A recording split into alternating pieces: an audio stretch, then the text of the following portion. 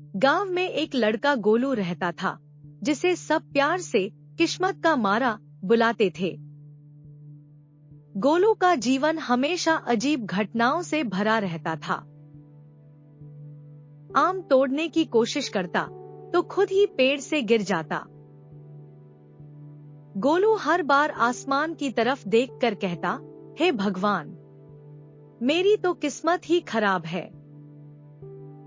एक दिन गोलू ने ठान लिया कि अब उसे भगवान से बात करनी है। वह मंदिर पहुंचा और भगवान से शिकायत की, भगवान जी, सबकी किस्मत अच्छी, मेरी ही क्यों खराब। तभी मंदिर के पीछे से एक आवाज आई, अरे गोलू, मैं तो तेरी मदद ही कर रहा हूँ।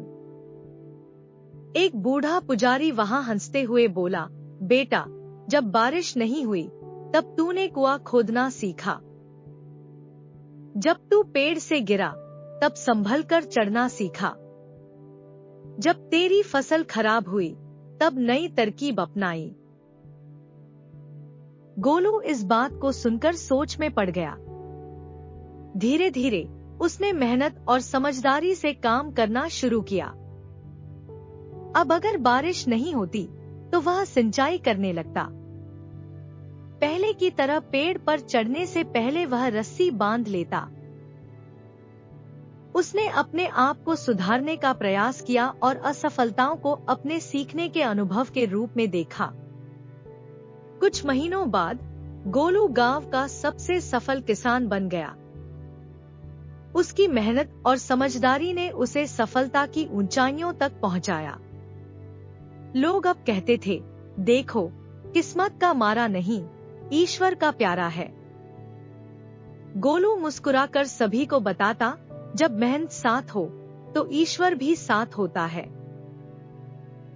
उसकी कहानी न केवल गांव के लिए प्रेरणादायक बन गई, बल्कि सभी को यह सिखाया कि मेहनत और सकारात्मक सोच से किसी भी कठिनाई को पार किया जा सकता है।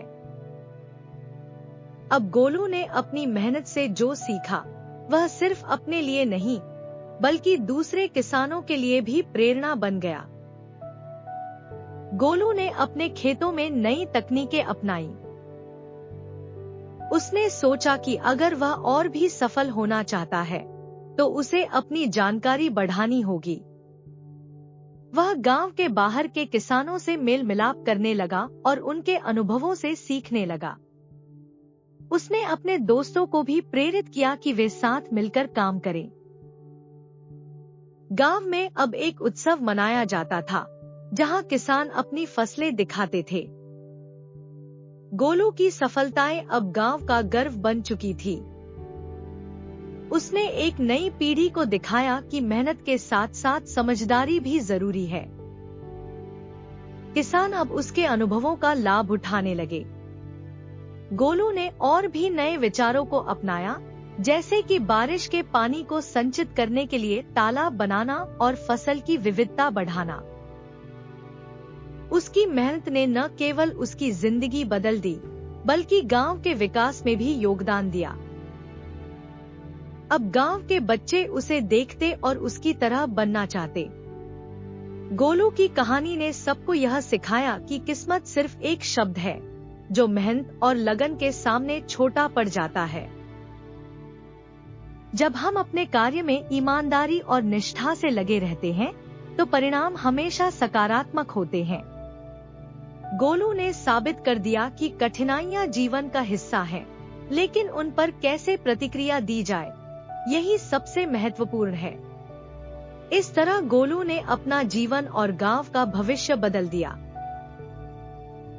अब वह सिर्फ किस्मत का मारा नहीं, बल्कि ईश्वर का प्यारा बन गया था। उसने सबको सिखाया कि मुश्किल समय में भी अगर हम मेहनत करें, तो सफलता अवश्य मिलेगी।